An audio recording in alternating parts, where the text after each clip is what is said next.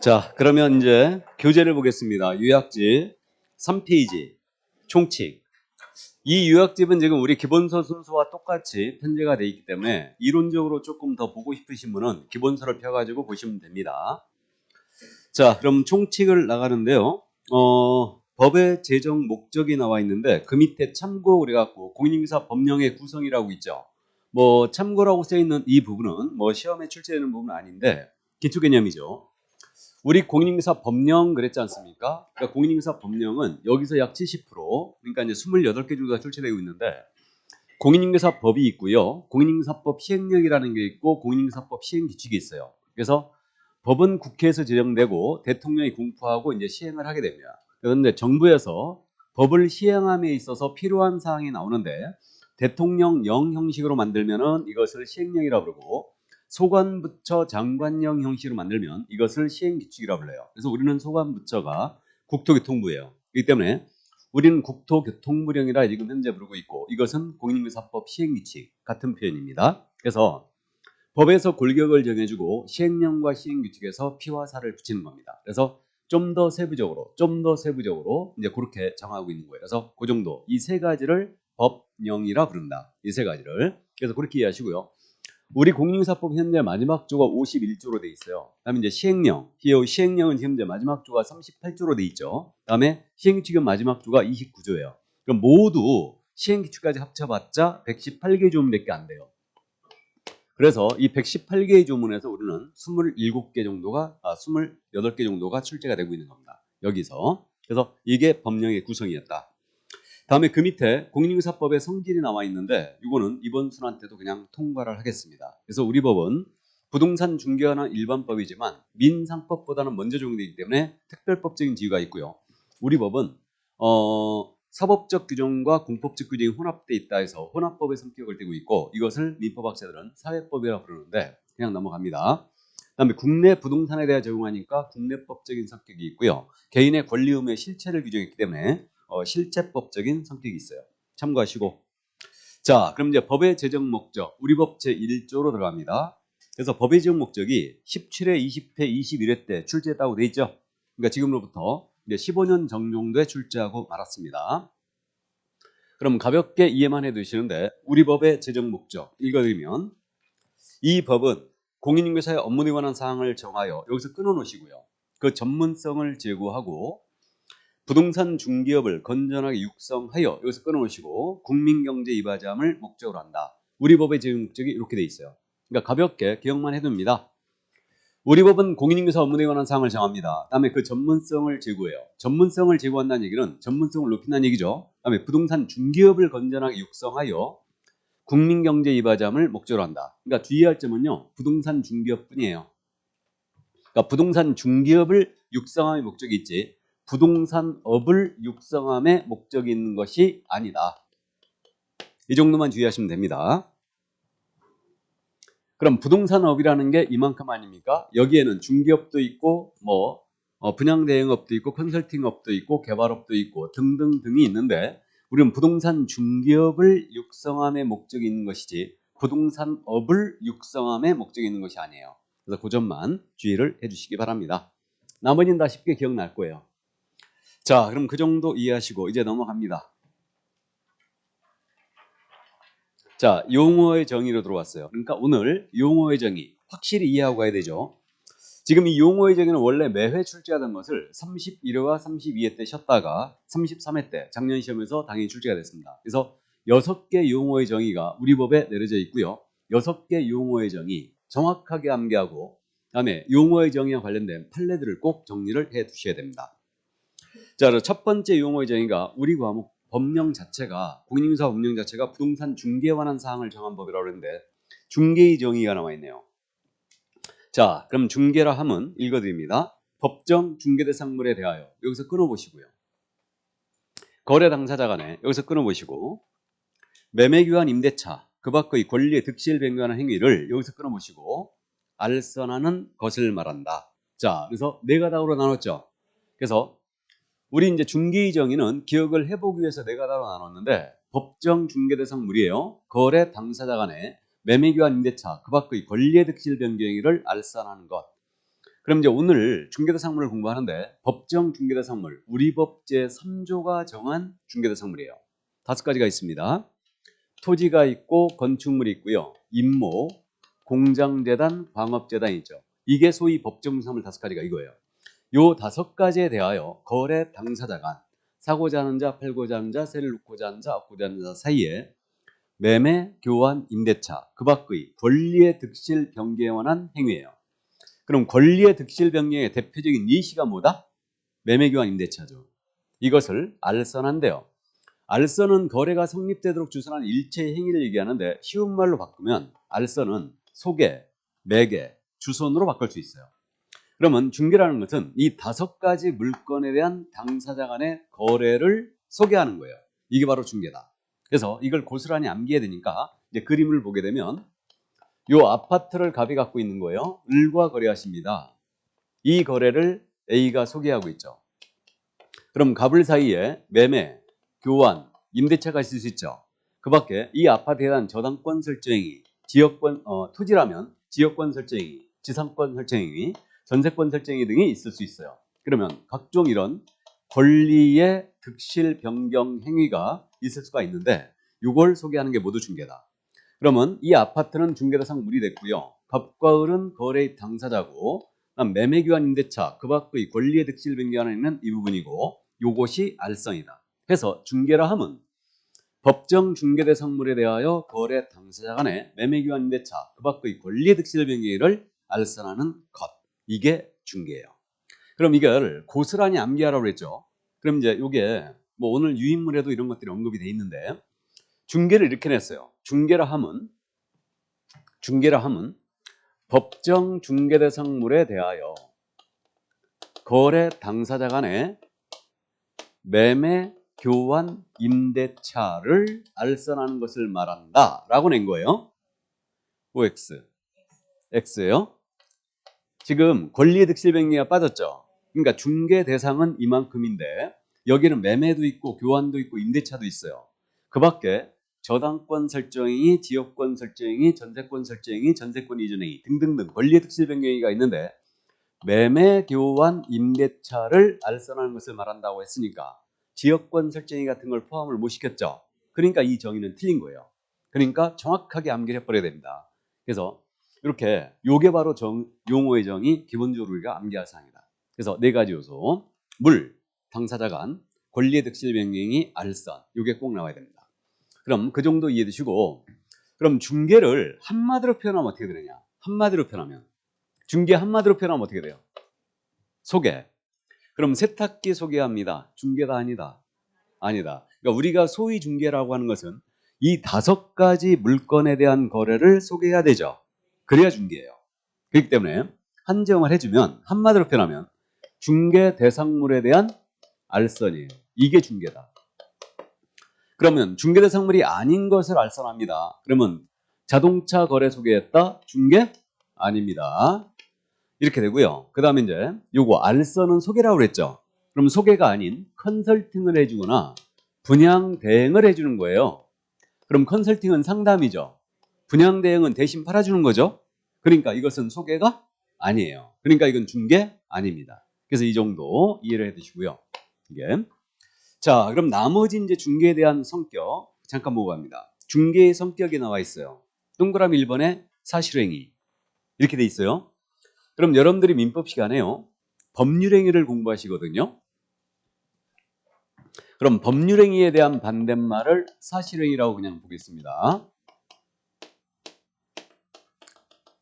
그러면 중개가 사실행위냐 법률행위냐 이게 문제인데 법률행위를 민법 시간에 공부합니다. 법률행위라는 것은 그거죠. 어떠한 법률 효과 발생을 목적으로 하는 하나의 의사표시 또는 수개의 의사표시를 불가결의 요소라는 법률 요건이다. 이렇게 공부할 거예요. 말 참 어려워요. 맞죠? 그럼 법률행위라는 것은 의사표시를 불가결의 요소로 한다는 얘기죠. 대표적인 법률행위가 뭐예요? 매매. 즉 대표적인 법률행위가 바로 계약이죠. 계약은 청약과 승낙의 의사표시 합치로 성립되고 있죠. 그러니까 계약이 대표적인 법률행위예요. 이게. 그러니까 법률행위는 계약이다. 그래 이해하면 이제 문제가 없을 것 같은데 그럼 우리 중개라는 것이 이러한 법률행위와 같은 계약과 같은 법률행위냐 이 문제예요. 이게. 근데 생각을 해보면 이자의 업무 활동을 따져보면 아파트를 팔아달라고 중개 의뢰 받았어요. 그러면 이 아파트에 대한 등기상 증명서를 떼봅니다. 그럼 등기상 증명서를 떼보는 행위는 어떠한 법률 효과 발생을 목적으로 하는 의사표시를 하고 있는 것이 아니에요. 이게. 그러니까 결론, 우리 중개는 사실행위다 법률행위다? 사실행위예요. 그러니까 중개라는 것은 등기상 증명서를 떼본다, 건축물 내장을 떼본다는 하나의 사실행위에 불과하고 이분을 모시고 현장 안내한다, 현장 안내라는 사실, 계약서를 쓴다는 사실, 어떠한 법률 효과 발생을 목적으로 의사표시를 하고 있는 건 아니에요. 그러니까 중개는 사실행위에 불과하다. 물론 요즘 출제는 안 하고 있지만 이해를 일단 해두시고요. 그러니까 중개는 사실행위에 불과하다. 그러나 이 계약이 성립되도록 도와주는 행위죠. 그러니까 보조행위예요. 나아가서 계약이 성립되도록, 법률행위가 성립되도록 도와주는 행위고, 나아가서 준비를 하고 있죠. 그러니까 준비행위에 속합니다. 보조적 준비행위에 속하고, 다음에 이 A는 갑의 대리인으로서 물건을 소개하고 있는 게 아니죠. 그럼 우리 중개는 대리행위다 아니다? 대리행위가 아니에요. 나아가 이자의 심부름꾼으로서 이 물건을 소개하는 것도 아니죠. 심부름꾼을 민법에서 뭐라 그랬어요? 사자. 사자로서 행위도 아니죠. 그럼 홀행위는 도덕 아니네요. 그래서 어쨌든 사자로서 행위도 아니다. 이 얘기는 중개행위라는 것은 독자적 행위라는 얘기예요. 독자적 행위다. 그래서 이 정도만 감만 잡아두시기 바랍니다. 자, 그 다음에 이제 나머지 부동산 중개는 뭐 민사 중개에 당한다. 뭐 이런 것들 그냥 넘어가자고요. 아마 이제 민법상 위임과 유사한데 이건 후일 더 설명할 일이 있을 거예요. 다음에 이제 중개의 3요소가 나오고 있는데 중개의 3요소는 이 그림에 있죠. 중개의 3요소는 중개대상 물이 있어야 되고요. 이게 첫 번째. 다음에 거래 당사자가 있어야 되죠. 우리 변호사가 자신의 손님을 뭐라고 부릅니까? 의뢰인. 우리도 그래서 의뢰인이라고 부른다. 그래서 의뢰인이 중개 의뢰인이 두 번째 요소. 다음 세 번째, 중개 행위자가 있어야 되죠. 중개 행위자. 이자가 바로 이제 중개 3요소 세 번째인데 중개 행위자는 통상 중개를 하는 자를 얘기하는 것으로서 주로 중개업을 하는 자는 개공이죠. 그러니까 개업공인중개사가 바로 이제 중개 행위자가 됩니다. 그러니까 중개 3요소는 중개대상물 중개의뢰인 개업공사 또는 중개 행위자 그러시면 돼요. 그래서 그 정도만 이해해 두시고 자 이제 판례가 등장하고 있어요. 그럼 중개 행위인지 여부는 밑줄 쫙쫙 그어져 있죠. 개업공사의 주관적 의사에 따라 결정할 것이 아니라 그 행위를 객관적으로 봐서 통념상 결정합니다. 그럼 키워드는 중개 행위인지 여부는 객관적으로 사회 통념상 결정한다는 얘기죠. 그걸 명심해 두시고 다음 2번 판례. 요거 특이한 판례니까 기억해 두시는데 요 사건이 그거였습니다. 등록증, 자격증을 대여받아 사무소로 운영하는 자가 의뢰인과 직접 오피스텔 임대차 계약을 체결했다. 이건 중개행위에 해당한다고 볼 수 없다고 그랬어요. 자, 이 사건 잠깐 소개하죠. 중개 개념을 확실히 한 사건이었는데 자, 이거였습니다. A의 중개 사무소로 돼 있는데 이 사무소에 갑이 계셔요. 이분이 사장님이셔요. 무슨 뜻인지 알죠? 공인인사로 하여금 자격증 걸게 하고 본인이 운영하고 있는 거죠 지금. 이겁니다. 그러면 자격증을 거신 분이 이 사무소에 출근 안 했다. 그럼 이거는 똑 떨어지는 대여예요. 자격증 거신 분이. 출근하면 대여로 처벌하기가 힘들어집니다. 출근 안 했어요. 그러면 등록증, 자격증을 대여받아 사무소를 운영하고 있는데 이자가 그러면 사무소를 운영하고 있는데 을이란 분이 이 사무소를 찾아와서 오피스텔 세를 얻고자 했습니다. 마침 의뢰받은 오피스텔이 있었는데 이 오피스텔의 전 소유자가 누구였냐면 갑이었어요. 현 소유자는 그러니까 병이란 얘기죠. 이게 그리고 옛날 등기상 증명서 같은 걸 제시함으로써 본인이 소유자가 맞다라고 이제 을한테 기망을 합니다. 속이는 거예요. 이거를. 그래가지고 이제 임대차 계약을 체결해요. 그리고 이제 확인 설명서라는 것도 작성이 됩니다. 그래갖고 이제 계약서를 썼는데 계약서에 이렇게 돼 있겠죠. 임대차 계약서 해가지고 임대인 갑, 서명 또는 날인, 임차인 을, 서명 또는 날인, 알선 개업공사 A, 서명 및 날인했어요. 그래갖고 교부가 되고 설명서도 교부가 됐죠. 그래갖고 이자로부터 3천만 원을 받았습니다. 보증금 3천만 원. 이것을 이자가 인마이 포켓 해버린 거예요. 아주 추접스러워 죽겠어. 아니 3억도 아니고 30억도 아니고 3천만 원을 이걸 편취한 거예요. 그래가지고 이 A가 그때 공제라는 거에 가입돼 있어요. 공제 가입이 돼 있어서요. 협회의 수행한 공제가 있는데, 자, A의 중개로 말하면 내가 손해 입었다 해갖고 이제 을이 소송을 제기합니다. 공제금을 지급해달라. 이렇게. 그래갖고 이 소송이 대법원까지 간 거죠. 그래가지고 대법원의 판단이 어땠느냐. 중개라는 것은 제3자적 입장에서 당사자의 거래를 도와주는 행위인데, 이 행위를 보건대 형식적으로 A가 중개한 것처럼 돼 있지만 대여받아 운영하고 있으니 이자가 출금 안 했죠. 실제로 이 도장 누가 찍은 거예요? 갑이.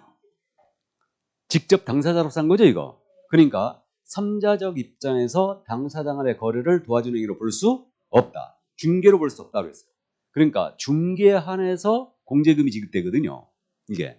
그러니까 결국은 을이 패소했어요. 졌습니다. 이거 조금 납득하기가 힘든 판결이죠. 이게 웬만하면 지급하라고 판결 나갔을 것 같은데 결국은 이건 패소했어요. 그래서 키워드는 그거예요. 등록증, 자격증을 대여받아 운영하는 자가 의뢰인과 직접 계약했다는 얘기예요. 이거는 소개로 볼 수 없다. 이해만 해두세요. 그래서 이제 그 정도. 왜 그랬을까 생각을 해보면요. A는 출근 안 했죠. 명의 대여자의 책임이라는 게 상법이 있거든요. 이자는 책임 절대 못 면해요. 책임져야 됩니다. 뭔 말인지 아시죠? 물론 이제 우리 법상 1-1로 처벌하는 건 맞고요. 대여자로. 그래서 그와는 별도로 을에게 손해배상 해줘야 돼요. 해줘야 됩니다. 명의 대여자의 책임을 못 면해요. 그래서 패소가 나간 거 아닌가 그런 생각이 듭니다. 자, 그래서 2번 판례 특이한 판례니까 기회 되시고 3번 판례는 한 번도 안 물어봤어요. 결론만 딱 짚고 가죠. 여기서 우리가 상식적으로 우리 개업공사는 상인이에요, 아니에요? 상인이죠. 중개를 영업으로 하고 있죠. 개업공은. 그러니까 이 A는 상인입니다. 그럼 이자가 하는 중개 활동이에요. 이거 성행이겠어요, 아니겠어요? 상행이죠. 그러니까 우리 개업공사가 중개업을 한다. 이것은 상행입니다. 그러니까 상행이라는 것만 딱 이해해 두세요. 중개는 상행이다. 그러니까 키워드가 중개행위는 상행이라는 얘기죠. 바로 그 얘기고 4번 판례입니다. 이건 참고해 두시는데 이거는 자격증 대여 사건에서 다시 나옵니다. 그러니까 그때 잠깐 말씀을 더 드리죠. 자, 그럼 첫 번째 용어의 정의 중개. 그래서 중개의 정의를 다 봤습니다. 그 정도 이해하시고 이제 중개업 정의로 넘어갑니다. 자, 그럼 중개업 읽어드립니다. 중개업이라 함은 다른 사람의 의뢰에 의하여 여기서 끊어보시고 일정 보수를 받고 여기서 끊어보시고 중개를 업으로 행하는 것을 말한다. 이게 중개업이에요. 그럼 중개업은 글자 수가 몇 개입니까? 세 글자. 그러니까 세 가지 요소로 기억합니다. 그러면 꼭 기억할 점이 중개업은 다른 사람의 의뢰로 출발한다는 거예요. 다른 사람의 의뢰. 그 점을 꼭 명심합니다. 그럼 다른 사람의 의뢰라는 것은 갑, 을, 쌍방의 의뢰뿐만 아니라 일방의 의뢰도 포함되겠죠. 이렇게 되고 그다음에 일정 보수를 꼭 받아야 됩니다. 그러면 보수를 받지 아니한 무료 중개행위예요. 그럼 무료로 하는 중개행위는 중개업에 해당한다 안 한다? 안 하겠죠. 절대 해당하지 않습니다. 다음에 보수를 받으라고 했죠. 그럼 보수를 받기로 약속하거나 요구까지만 하다 걸린 거예요. 그럼 약속 요구한 행위는 아직 보수를 안 받은 거죠. 그럼 이건 중개업으로 볼 수 없다. 이 정도 이해되시고. 자, 그 다음 이제 중개를 업으로 행하는 것 이랬어요. 그럼 업이란 말은 한 번 정도 한 것은 아니겠죠. 그러니까 계속 반복성을 띠면서 불특정 다수를 상대로 영리성이 있는 행위를 했다. 보수를 받게 되면 영리성은 일반적으로 추정이 되는데 이렇게 계속 반복적으로 영리성 있는 행위라면 업이 되는 겁니다. 그럼 중개업은 다른 사람의 의뢰, 일정 보수를 받고 중개를 업으로 행하는 것이다. 이렇게 이제 기억을 하는데 이걸 고스란히 암기하자고 그랬죠. 그러니까 이제 용어의 정의를 이렇게 냈어요. 중개업이라 함은 중개사무소에 개설 등록을 하고 다른 사람의 의뢰에 하여 일정 보수를 받고 중개를 업으로 행하는 것이다 라고 낸 거예요. OX, X. 쓸데없는 말이 들어갔죠. 그러니까 등록이란 말이 들어갔어요. 이게 용어의 정의예요. 그러니까 처음 들으시면 정확하게 기억을 합니다. 이게 왜 틀렸냐면요. 중개업이 이만큼이거든요. 근데 이 절반은 등록을 하고 하는 중개업이 있을 테고 등록을 하지 아니하고 하는 중개업이 있겠죠.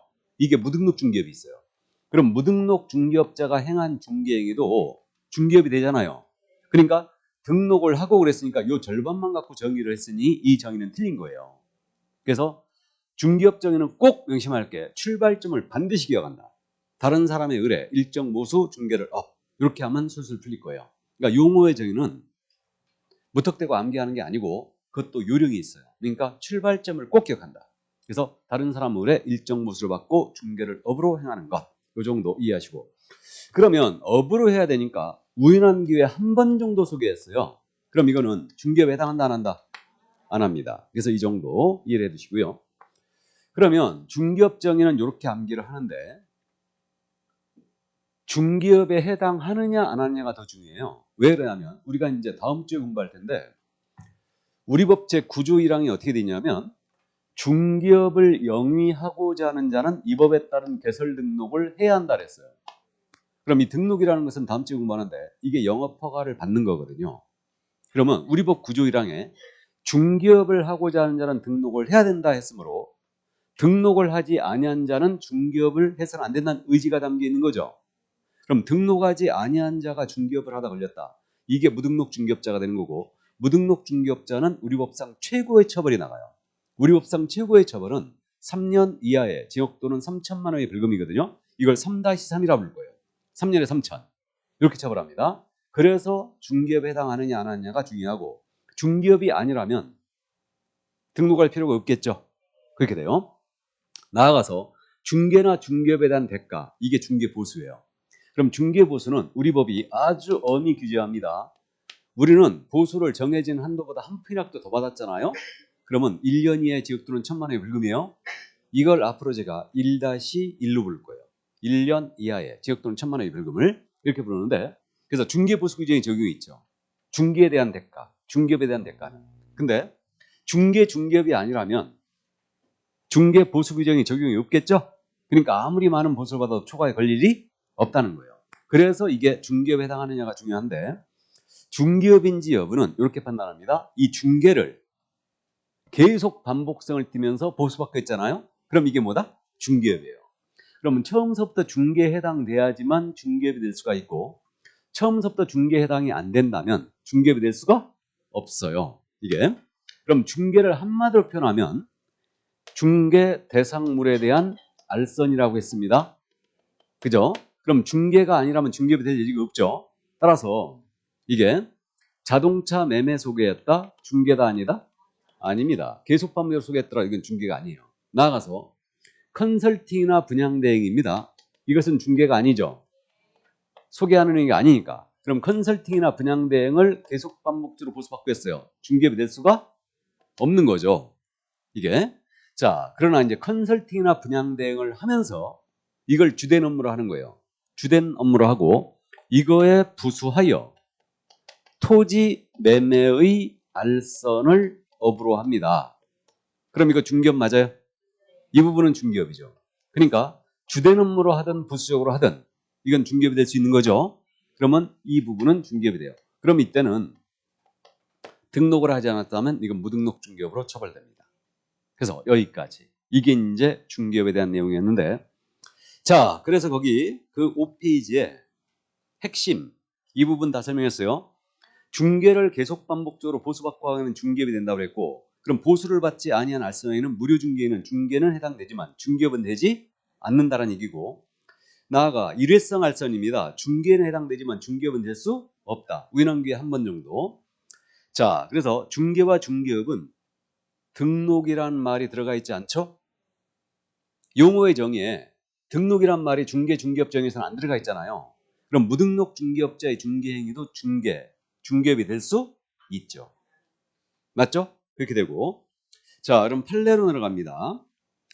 그러면 1번 판례 있지 않습니까? 알선 중개를 업으로 했는지 여부는 알선 중개행의 반복 계속성, 영업성 등의 유무와 그 행위의 목적이나 규모, 횟수, 기간, 태양 등 여러 사정을 종합적으로 고려하여 사회 통념에 따라 판단한다. 그럼 사회 통념에 따라 업인지 여부를 결정한다는 얘기예요. 그럼 단순 횟수로 결정한 것이 아니다. 그 얘기입니다.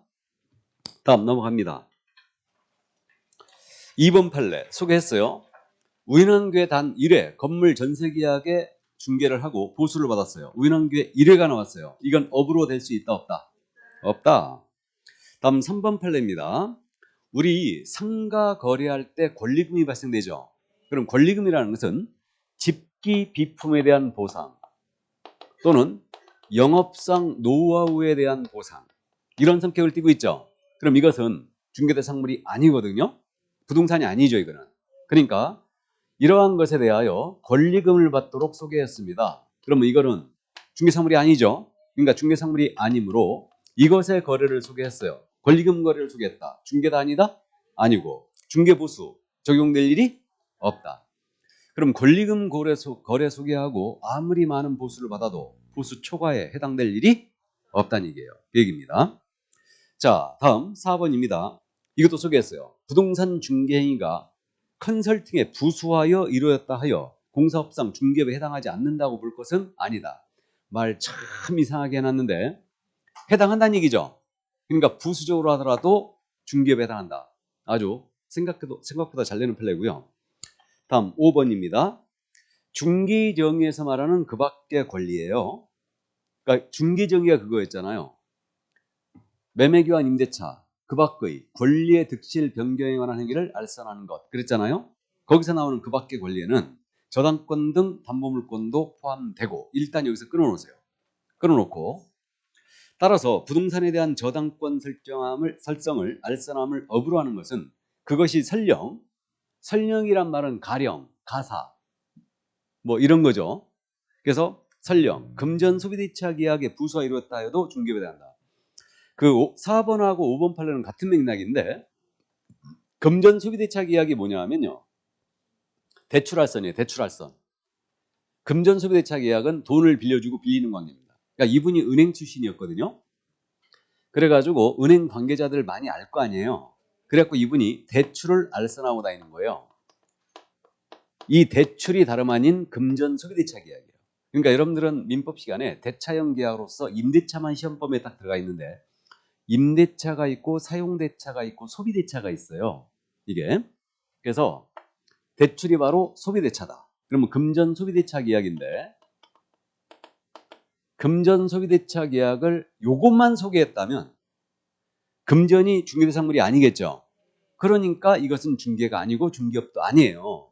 근데 대출 알선을 하면서 주택에 대하여 이에 대하여 부수적으로 저당권 설정행위 알선을 업으로 한 거예요. 이 부분은 중개업이 된다는 거예요. 그러니까 등록하지 않은 자로서 무등록 중개업으로 처벌한 사건이에요. 이게. 그래서 컨설팅에 부수하여 중개를 업으로 해도 중개업이 됐죠. 금전 소비대차 계약에 부수하여 저당권 설정행위 알선업도 중개업이 되는 거예요. 그래서 거기까지. 자, 그 다음 이제 6번 판례 소개했어요. 당연히 중개 행위라는 것은 쌍방 당사자의 의뢰뿐만 아니고 일방의 의뢰도 포함한다고 그랬죠? 일방으로부터 의뢰받아 소개하는 것도 중개업이 됩니다. 자, 다음 7번 판례 말씀드렸어요. 보수를 받아야지만 중개업이 된다고 그랬죠? 그럼 받을 것을 약속 요구까지만 했습니다. 이건 중개업이 된다 안 된다? 안 된다. 그럼 약속 요구하다가 걸렸거든요. 이자가 등록하지 아니한 자였어요. 무등록 중개업으로 처벌할 수 있다 없다? 없죠. 약속 요구까지만 했으니까 이건 중개업 자체가 아니니까 무등록 중개업으로 처벌할 수 없게 됩니다. 여기까지. 자, 그러면 이제 두 번째 중개업에 대한 용어의 정의를 봤습니다. 이제 세 번째 용어의 정의로 내려갑니다. 기업공인중개사. 자, 그럼 기업공사라 함은 이 법에 의하여 중개사무소에 개설 등록을 한 자를 말한다. 개설 등록이 밑줄 그어져 있죠. 동그라미 확 쳐놓고요. 그러면 기업공사 용어의 정의는 뭐만 기억하시죠? 개설 등록만 기억합니다. 여기서 끝나야 돼요. 더 이상 말이 나오면 안 돼요. 그럼 예를 들어 기업공인중개사라 함은 이 법에 의하여 중개사무소에 개설 등록을 하고 중개업을 이건 좀 그러니까 개설 등록을 한 공인중개사를 말한다라고 하면 틀렸어요. 기업공사 중에는요 공인중개사가 아닌 자도 있거든요. 그러니까 계공의 종별이라고 하는데 계공의 종별이 세 가지가 있죠. 법인인 계공이 있고 공인중개사인 계공이 있고 이른바 중개인이 계세요. 부칙 규정에 의한 계공을 얘기하는데 요 두 분을 포함을 못 시켰거든. 개설 등록을 한 공인중개사를 말한다 했으니까 이자만 갖고 정의한 거예요. 그러므로 이 정의는 틀렸어요. 개설 등록에서 끝나야 된다. 이게. 그럼 개국공사 종류는 앞으로 제가 개국공사를 개공이라고 부를 거예요. 개공. 종별이라고 부릅니다. 종류를 종별이라고 부르는데 이제 세 사람의 종별이 있죠. 법인인 개공이 있어요. 법인인 개공은 법인으로서 개설 등록한 자. 다음에 공인인산 개공은 공인인사로서 개설 등록한 자. 이건데 등록이라는 것은 말씀드렸듯이 영업 허가를 받는 거죠. 다음 주에 공부합니다. 그러면 여러분들이 자격을 취득한 다음에 개설 등록을 했어요. 그럼 여러분들이 다름 아닌 공인중개사인 개공이 되는 거예요. 공인인산 개국공사가 되는 겁니다. 여러분들이. 자, 그 다음 이제 중개인이라는 분이 계시는데 이 중개인은 우리 현재 공인인사법의 표현이 이렇게 돼 있어요. 법제 7638호 부칙 제6조 제2항의 개국공사 이렇게 돼 있습니다. 그래서 이게 길기 때문에 국법 시대에 쓰던 용어인 중개인이라는 표현을 그대로 저는 씁니다. 그래서 쓰는데 통상적으로 다른 교수님들은 이제 중개인이라는 표현 안 쓰고 부칙 규정에 의한 개공이라고 많이 표현해요. 그러니까 부칙 규정에 의한 개공이 누구다? 중개인. 이렇게 이해하는데 처음 들으신 분을 위해 중개인을 잠깐 더 소개하면 중개인이 누구냐면 옛날에 중개사무소 여신 분들이죠. 그래갖고 1961년도에 소개영업법이라는 게 있었어요. 이때 당시에는요 신고제로 운영됐거든요. 그러니까 누구나 다 신고만 하면 중개업 진입이 가능했어요. 이때는 공인사 자격지심 제도가 없었습니다. 그래서 결국은 이때 신고하고 진입한 분들이 첫 번째 중개인, 이분들이 첫 번째 출신이고요. 그러면 1961년도도 우리 지금 현대사에 있어갖고 격동기였죠, 이거. 60년에 4.19 혁명이 있었죠. 60년. 60년이 4.19 혁명이었어요. 61년도에는 5.16 군사 쿠데타가 있었어요. 그래서 박정희 소장이 쿠데타를 이겨서 정권을 잡습니다. 그러면서 이제 경제 개발을 시작했죠. 이거를. 그래가지고 결국은 이제 부동산 투기가 경제 개발에 따른 그 이면적 효과로서 부동산 투기가 만연하게 되면서 거기에 일조했던 분들이 이때 당시에 진입을 했던 분들이 일조를 했다고 그래요. 그래가지고 결국은 1983년도 12월 31일 날 부동산 중개업법에 제정을 하게 됩니다. 그리고 중개업법이 두 가지를 골자를 끌고 왔어요. 중개업 진입을 하기 위해서는 허가를 받아라. 허가제를 도입을 했고 공인인사 자격시험 제도를 이때 도입을 했죠. 그래가지고 다음에 4월 1일서부터 이 법이 시행이 됩니다. 그러면서 1회 자격시험이 있게 되는데 1회 공인사격시험이 1985년도 9월 22일 날 있었어요. 이때. 그래갖고 제가 지난 1순환 때 85년도에 제가 몇 학년? 1학년이었다고 그랬어요. 1학년. 무슨 4학년. 누가 4학년이었어? 난 1학년이었어요. 1학년. 그래서 1학년이었습니다. 이게 대등인지 고등인지 중등인지 모르겠죠? 어쨌든 지금은 조금 젊어 보이죠? 내가 머리를 안 올렸거든 지금. 자, 그래서 어쨌든 아니 지난주에 수업 갔더니 저쪽 한국팀에서 계속 웃고 계시는 거야. 그러니까 머리를 내가 이렇게 내리고 갔거든. 그랬더니 너무 젊어 보인다고. 그럼 내가 원래 젊은 사람이 젊어 보여야지. 그럼 늙어 보여야 되나? 자, 그래서 어쨌든 1회 자격시험이 있었어요. 이때 몇 명이 합격했냐면 역대 최고인을 합격했어요. 이때 6만 명이 합격했어요. 그럼 이제 처음으로 역사상 처음으로 공인인사가 탄생이 된 거예요. 그럼 이분들에 대한 특혜를 주기 위해서 이제 중개업법 1차 개정을 하게 되는데 이 중개업법 1차 개정이 언제 있었냐면 1999년도 12월 30일 날 있었습니다. 이때 있었어요. 이게 1차 개정이. 그래가지고 요 1999년도 12월 30일 이게 왜 이렇게 낯서냐? 99년 12월 31일이 89년이죠? 어쩐지 낯설다 했어. 89년. 그러니까 89년도 12월 30일 날 1차 개정을 하게 됩니다. 이때 어떤 내용이 들어왔냐면 이제 공인중개사에 한하여 중개업에 허가를 해주겠다. 요 규정이 들어온 거예요. 그럼 생각을 해보면 중개업법 제정 후 1차 개정이 있을 때까지는 이거 자격증이 없다 하더라도 허가를 받고 진입한 분들이 있었겠죠. 이분들이 바로 두 번째 중개인이에요. 이분들이.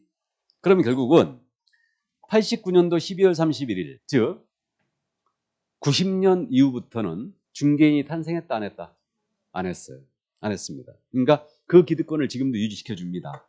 그래갖고 그분들이 다름 아닌 중개인. 그러니까 처음 들으시면 참고해 두세요. 그러니까 옛날 국법시대 신고하거나 허가를 받고 중개법 초창기에 허가를 받고 진입한 분들, 이분들. 근데 지금은 뭐라고 그랬어요? 등록이라고 그랬죠. 그래갖고 이분들 이 등록제로 바뀐 게 지금 7차 개정이었는데 93년도 개정. 그때 이제 7차 개정할 때 99년도 개정. 그때 이제 바뀌었는데 어쨌든 좋아요. 그래갖고 지금 다 등록증으로 바꿔줬어요. 그러니까 그분들의 기득권을 지금도 유지시켜주고 있습니다. 그럼 이해하셨죠? 근데 이분들이 표현이 지금 어떻게 되냐면 법 제7638호 부칙 제6조 제2항의 개업공사 이렇게 돼 있다는 거. 그래서 이렇게 나오면 이분이 중개인이다 라고 이해하시면 된다는 얘기예요. 그러니까 시험에서는 이렇게 표현해요. 이게. 자, 그럼 이제 여기서 지금 현재 이 두 분은 개인이죠. 그래서 법인에 대비했을 때 공인인상 개공과 중개인은 개인이기 때문에 개인인 개업 공인인계사 이렇게도 표현하거든요. 근데 개인인 개공이란 표현보다는 시험에서는 법인이 아닌 개공이란 표현을 훨씬 더 많이 써요. 그럼 법인이 아닌 개공은 공인인상 개공이나 중개인을 말합니다. 이들 얘기하고. 그러면 법인인 개업공사는 현재 이거 두 가지로 다시 나눠요. 하나는 순수 중개법인이 있어요. 순수 중개법인이 있습니다. 그러니까 우리 법이 정한 법인의 요건을 그대로 맞추어 등록한 법인이 있고요. 또 하나가 그 특수법인이란 분이 있어요. 특수법인이 있는데 이거 특수법인이란 표현은 우리가 강학상 쓰는 편이고 특수법인은 우리 공인인사법에 다른 법률에 의하여 중개업을 할 수 있는 법인, 다른 법률에 의하여 중개업이 허용된 법인이에요. 그래서 다른 법률에 따라 중개업을 할 수 있는 법인, 이게 특수법인이다.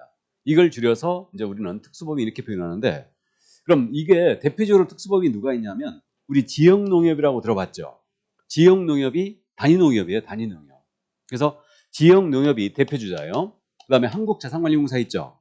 여기도 특수법인이에요. 산림조합도 특수법인이고 산업단지 관리기관도 특수법인인데 지역농협은 이렇게 농민을 위한 단체로서 그 일을 하다 보니까 고유목적 사업을 수행하다 보니까 중개업이 필요했어요. 그래서 중개업을 허용하게 되는데 우리 공인인사법이 허용한 게 아니고 농업협동조합법에서 허용했어요.